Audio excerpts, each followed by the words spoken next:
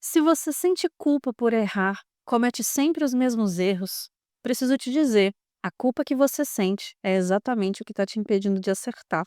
Nesse vídeo, você vai aprender como dizer adeus de uma vez por todas aos seus erros repetidos. Vou te mostrar 3 passos para você quebrar o ciclo da culpa, conseguir ser fiel a você mesmo. Além disso, eu vou trazer um exercício bônus, único, que vai te tornar capaz de entender realmente qual é a raiz dos padrões repetidos que te geram essa culpa. Então, você vai ter uma ferramenta capaz de te ajudar a fazer uma autoanálise, quase que uma autoterapia. Na descrição, você encontra o mapa mental, o resumo em tópicos e os capítulos. Fica aqui comigo, porque conhecimento é poder.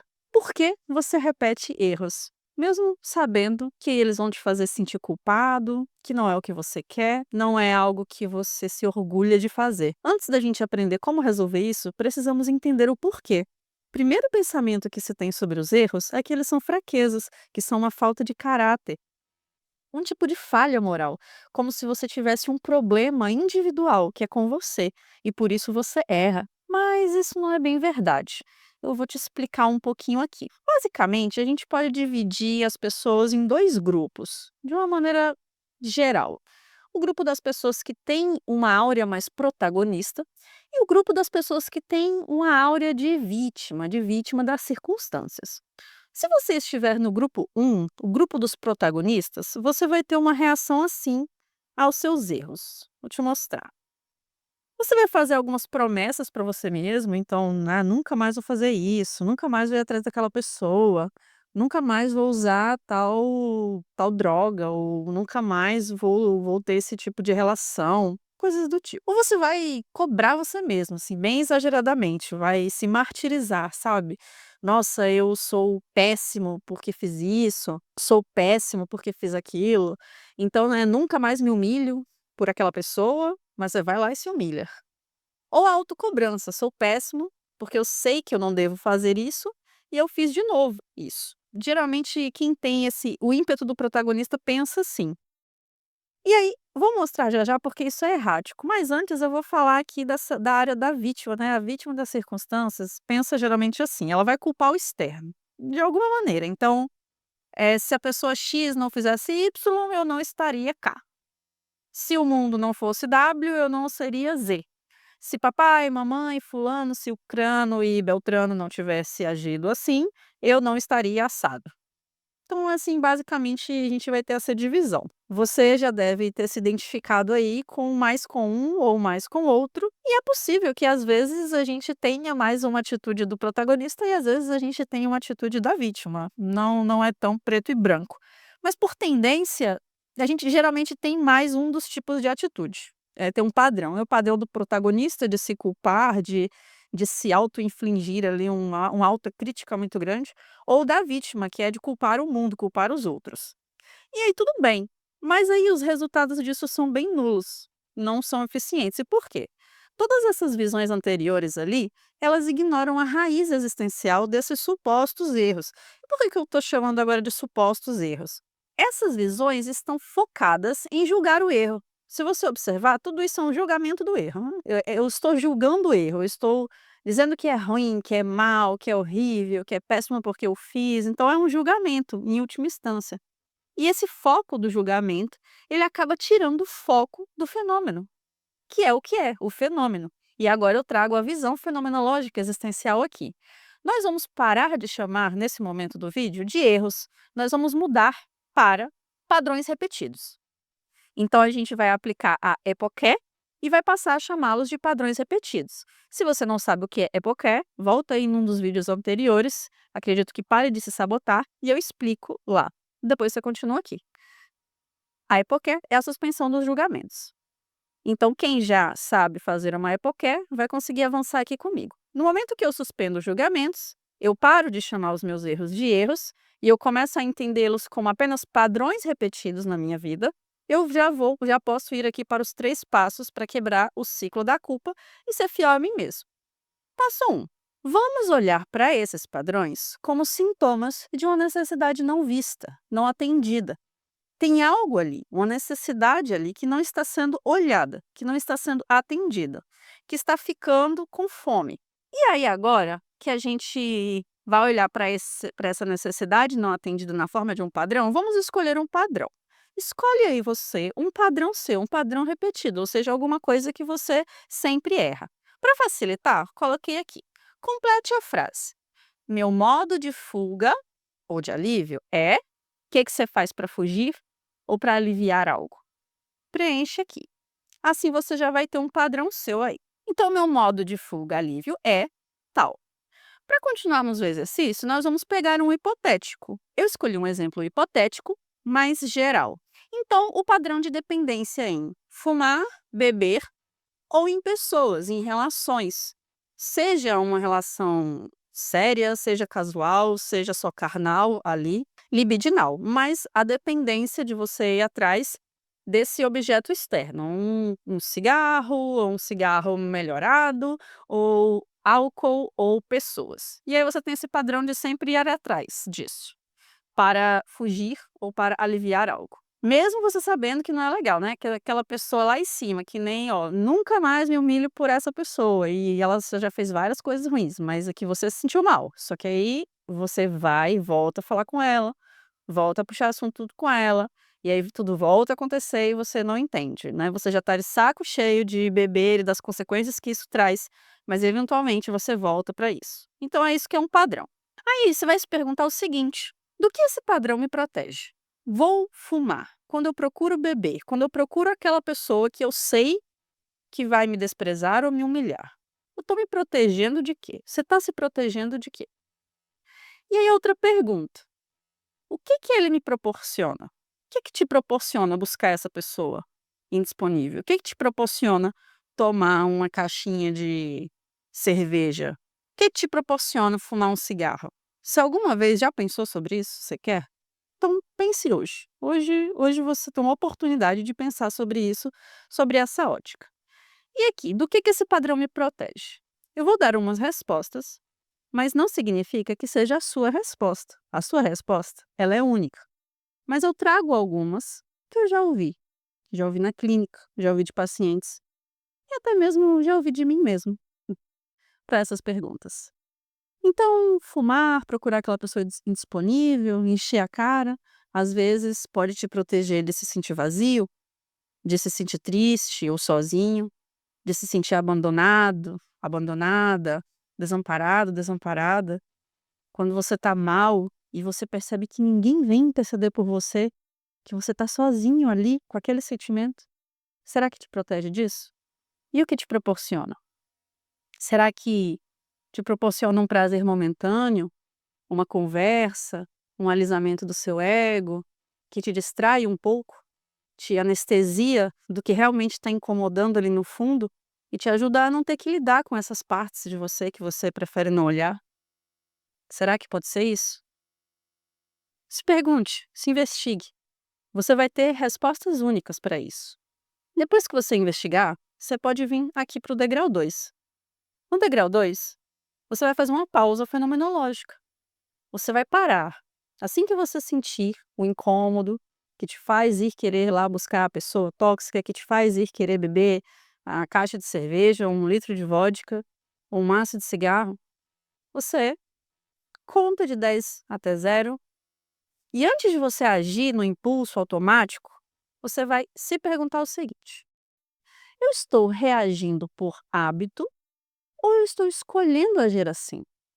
É mesmo uma escolha? Ou é só um hábito? É algo automático? É um caminho no mato que eu fiz várias vezes, então ele já está abertinho lá, está marcado. Então eu simplesmente vou, na inércia, nem penso sobre isso. Essa reação é uma escolha consciente sua ou são só feridas passadas que, quando você toca, gritam e você não consegue calar? Faz você se sentir impotente, faz você se sentir sozinho, faz você se sentir desprezada, desprezado. Será que pode ter um pouco disso? De um, de outro? Essa reação é uma reação ao externo ou é uma reação a uma dor interna que foi tocada? E aí, quando você começa a enxergar dessa maneira, você pode ir para o 3. No 3, você pode reescrever esse script. Você pode escolher Não mais ir inercialmente, na inércia. Na inércia quando a gente vai, só tá indo. A gente não tá pensando, não tá escolhendo, não tá decidindo, só tá indo. Automático, sabe, um autômato. E aí você para a sua inércia. A pausa fenomenológica é para isso, é pra botar um pause, você pausa você mesmo, pausa a sua inércia, e depois você se dá a oportunidade de reescrever esse script, de caminhar por um outro caminho, que talvez tenha mais mato. Pode estar um matagal, o mato subiu porque você nunca caminhou por lá. E você adentra esse novo caminho, que pode ter um pouco mais de mato, e você experimenta essa nova possibilidade desse caminho. E aí você promove uma mudança mínima, mas essa mudança tem um princípio diferenciado do que você estava fazendo antes, que é o caráter consciente, é a sua escolha. Não é algo mais que você faz por inércia, por hábito, porque está automático, porque você sempre reagiu assim. É algo que você está agora escolhendo. E por mais que possa ser um caminho desconhecido, que você ainda não pisou, que o mato não está abaixo e a estradinha não está mostrando, você escolheu. E aí você faz essa mudança de caráter consciente, ou seja, você troca esse reagir no automático por escolher conscientemente experimentar agir diferente. 10% diferente, não é 100. Veja, eu não errei. Não é um 100% diferente aqui, é um 10. Porque para você aprender, criar um novo hábito, criar uma habilidade, uma competência, você não pode querer sair de um sedentarismo do sofá para se tornar o Usain Bolt. Você tem que ir aos poucos. Então, escolha conscientemente, depois que você pausou, escolha experimentar agir 10% diferente do que habitualmente você faz. Agindo 10% diferente, você depois vai registrar para a posteridade, para o seu eu futuro, o que você sentiu ao agir diferente. Esse registro é importante, porque o que a gente não registra se perde com o vento. Esse registro é como se fosse um comunicado para o seu eu do futuro. Olha, quando eu agi diferente, quando eu escolhi não reagir automático, quando eu escolhi reagir assim, o produto foi esse, a sensação foi essa. Eu não mais me senti culpado. Eu me senti no controle, eu me senti potente, ou eu me senti bem, ou eu me senti mais aliviado, ou eu doeu na hora, mas depois passou. E aí você vai registrar para a posteridade como você se sente ao romper com o seu automático. Isso que você vai registrar. E aí, uma vez que você faz isso, você já vai ficar pronto aqui para esse exercício aqui quentíssimo. Esse exercício que eu trago, que eu vou falar aqui depois do resumo, tem um pequeno resumo, mas esse exercício que eu vou trazer, realmente ele é capaz de te dar ferramentas para fazer um tipo de autoterapia. Se você aplicar com vontade, com seriedade, você chegará lá. Então, antes da gente ir para ele, em resumo, o modo de ser impessoal, que eu chamei aqui até então de automático, mas na teoria fenomenológica a gente chama de impessoalidade, nos mantém presos a esses scripts repetidos, né? A esses scripts automáticos, que não servem ao nosso eu, nos deixam infelizes, nos fazem sentir essa sensação de culpa. E no final das contas, entre o estímulo, que geralmente está no mundo, nos outros, nos acontecimentos, e a resposta, que é nossa, reside um pequeno espaço, que é o da nossa liberdade, o da nossa responsabilidade de escolher como agir diante dos acontecimentos. E aqui, isso pode trazer um leve incômodo. A liberdade, ela traz com ela um incômodo. Se você está incomodado, isso é ótimo. Isso é ótimo. Não está errado. Não abandone o vídeo. É agora que você está começando a ficar pronto. Porque a liberdade, ela traz um incômodo. E eu vou contar qual é o incômodo da liberdade ali na reflexão. Mas antes disso, vamos para o exercício quente, porque esse exercício é incrível. Eu acho que é o melhor exercício que eu já trouxe aqui, de verdade. O exercício bônus para você entender a raiz dos padrões que geram a sua culpa. O que você vai fazer? Um mapeamento dos seus déjà vus emocionais. Jade, o que é um déjà vu emocional? É muito simples, meu caro, minha cara. Um déjà vu emocional é Toda e qualquer situação que aconteceu num determinado tempo na sua vida, com em lugares diferentes, com pessoas diferentes, em momentos diferentes, mas você se sentiu exatamente igual. E possivelmente você reagiu igual, mas principalmente você se sentiu igual. É como se fosse um déjà vu. Meu Deus, eu sinto isso sempre, eu sempre me sinto assim. É isso que é um déjà vu emocional. E eu vou dar aqui o passo a passo para você mapear isso bem bonitinho. Nem precisa pegar papel e caneta, porque aqui a psicóloga dá tudo pronto, não precisa nem anotar. Só fazer um download e você já tem para você. Primeiro, pensa em situações diferentes na sua vida, onde você se sentiu exatamente igual, foi o que eu falei. Uma sugestão: pega uma da sua infância, uma da sua adolescência e uma a 3 já na idade adulta. Ou seja, você pode pegar 3 a 5 situações, você vai buscar na sua memória, né, você vai fazer uma busca na sua memória dessas situações diferentes em cada um desses momentos, mas que você se sentiu igual. E aí, uma vez que você identifica essas situações, uma na infância, uma na adolescência e uma na idade adulta, ou 3, por que que eu coloquei de 1 a 3? Porque se você consegue identificar 3 é melhor ainda, porque aí você tem 5 situações distintas, em momentos diferentes do tempo, que você se sentiu igual, então e dá mais poder e dá mais até verdade para o experimento aqui, para o exercício. Uma vez que você identifica, você vai separar. Pode gravar um áudio, mas você vai dizer assim: qual foi o contexto dessa situação? Ou seja, quando aconteceu, onde aconteceu e como aconteceu. Isso vai te dar o gatilho, ou seja, o estímulo. Depois você vai anotar como você se sentiu. Como eu me senti, o que eu senti, o que mudou no meu humor, como ficou meu corpo. Ou seja, isso vai te dar a emoção, a sensação, o sentimento que aquilo despertou em você. E depois, por último, porém não menos importante, como você reagiu. Como eu reagi? O que que eu fiz com isso que eu senti? Como eu reagi ou como eu agi? Pode ser um ou outro. Tem uma diferença entre reagir e agir. Eu não vou falar dela agora, mas tem. Enfim, o que você fez com aquilo que você sentiu após o gatilho ou estímulo. Isso vai te dar o seu padrão.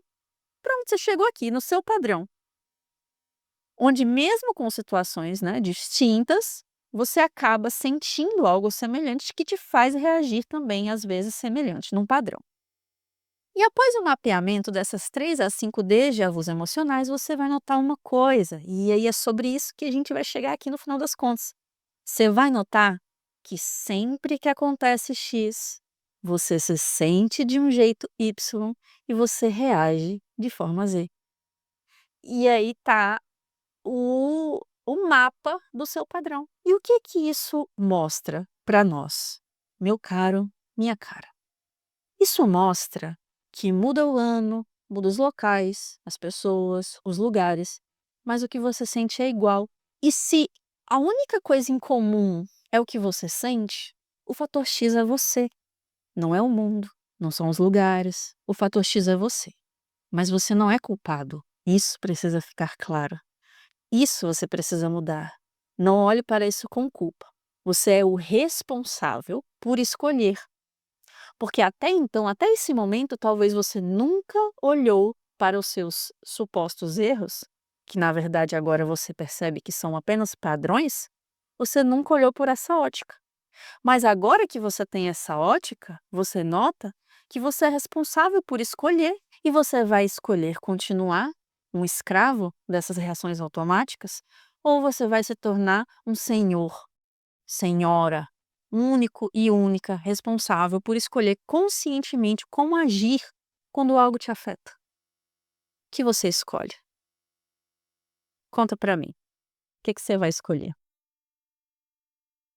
Bem, antes da nossa reflexão, se você chegou de paraquedas, se inscreve aqui no canal. Se você já me conhece, já está começando a existir diferente desde que chegou aqui no canal A Psicóloga, na Clínica Existencial, comenta aqui embaixo. Sou protagonista da minha história. Isso é uma forma de você colaborar comigo, colaborar com o canal A Psicóloga, que é nosso canal, uma forma de ajudar para que esse trabalho continue. E, por último, a nossa reflexão. Os padrões que nós repetimos, mesmo quando eles machucam a gente, mesmo quando doem, não são falhas, não não são um atestado da nossa incompetência, não são um atestado de falta de caráter, mas são só chamados para que nós possamos assumir a escrita da nossa própria história. E autorresponsabilidade, no final das contas, não é sobre culpa, mas sobre liberdade. Porque apesar das circunstâncias dos outros e do mundo, a gente sempre tem um espaço que nos possibilita escolher como a gente responde a isso. O preço da liberdade é a angústia da responsabilidade, mas o preço de negar nossa liberdade é a própria infelicidade. Então, é por isso que a liberdade é incômoda, eu falei aqui, né? Quando eu falo da liberdade ali em cima, eu falo incômoda, ela traz uma sensação de incômodo, porque a liberdade traz com ela a angústia da responsabilidade. E por isso é um tanto quanto amarga. Mas uma vez que a gente aprende a tolerar esse amargo, do mesmo jeito que a gente aprende a tolerar um café e depois ele passa a ser estimulante, a gente começa a entender que a liberdade pode ser, ao mesmo tempo, amarga e ao mesmo tempo doce. E a gente começa a brincar com ela com um pouco mais de leveza. Eu espero que tenha iluminado até aqui. Muito obrigada por assistir e até o próximo vídeo.